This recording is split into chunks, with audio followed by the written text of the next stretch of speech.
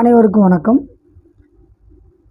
2024 குரு பயிற்சி விருச்சக லக்கணத்திற்கு அப்படின்னு பார்த்தோம்னா, இத்தனை நாளாக 6ஆம் இடம் சஷ்டாசகம் அப்படின்னு சொல்லுவோம். 6ஆம் இடம், 6ஆம் இடத்தில் இருந்த குரு பகவான் இப்பொழுது லக்கணத்திற்கு, விருச்சக லக்கணத்திற்கு 7ஆம் இடத்திற்கு வருகிறார்.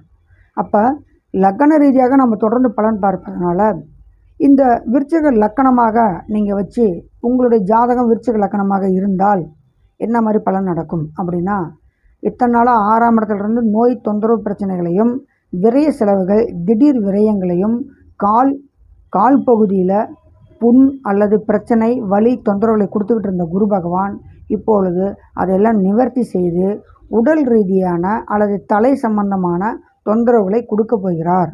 எனவே விருச்சக லக்கண நேயர்கள் தங்கள் தலைப்பகுதியில் ஏதேனும் தொந்தரவுகள் வரும், அவர்கள் கவனமாக இருப்பது நல்லது. அதிகமாக யோசிக்கிறேன்னு சொல்லி என்ன பண்ண வேணாம், கண் அல்லது மூளை சம்பந்தமான ஏதேனும் தொந்தரவு பிரச்சனைகள் வரும். அதனால் கவனமாக இருக்கிறது நல்லது. நல்லா நிம்மதியாக படுத்து தூங்குங்க, இந்த தலை சம்பந்தமான பாதிப்புகள் குறையும். என்னடா எடுத்தோன்னா நோயை பற்றி சொல்கிறான்னா, ஏன்னா குரு லக்கணத்திற்கு 7ஆம் இடத்திலிருந்து நேரடியாக பார்ப்பதால் அங்கே ஏதோ ஒரு தொந்தரவு பிரச்சனைகளை கொடுக்க போகிறார். அது மட்டும் இல்லாமல் அவர் 5ஆம் பார்வையாக 11ஆம் இடத்துல பார்க்கறதுனால நீண்ட நாளாக நீங்கள் நினச்சிக்கிட்டு வந்த அல்லது நீண்ட நாளாக கனவு கண்டுக்கிட்டு வந்த உங்கள் ஆசைகள் இந்த காலகட்டத்தில் நிறைவேறும். அதற்கான முயற்சிகள் மிகவும் அருமையாக இருக்கும். நீங்கள் எடுக்கக்கூடிய முயற்சி நன்றாகவே இருக்கும். ஏன்னா முயற்சி ஸ்தானத்தை பார்க்குறாரு. உங்களுடைய சகோதரர்களுக்கு ஏதேனும் தொந்தரவு பிரச்சனை இருந்தாலும் இந்த காலகட்டத்தில் சரியாகும்.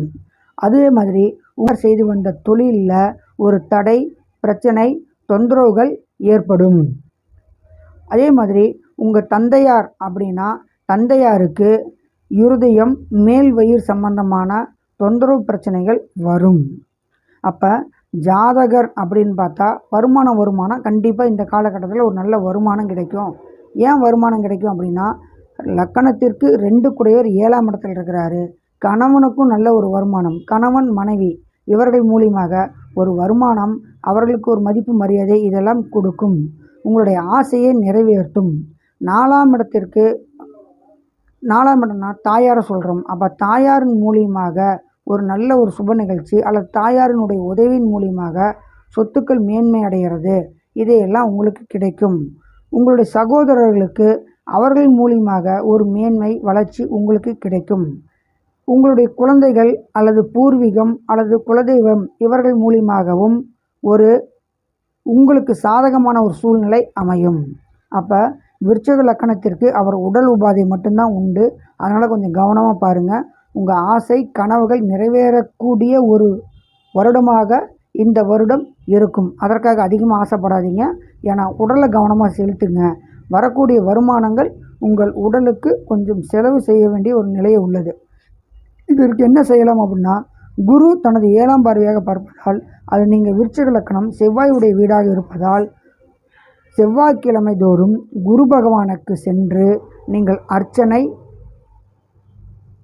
மஞ்சள் நிற உணவு அல்லது தக்காளி சாதம் செய்து தானமாக கொடுத்து வருவது நல்லது.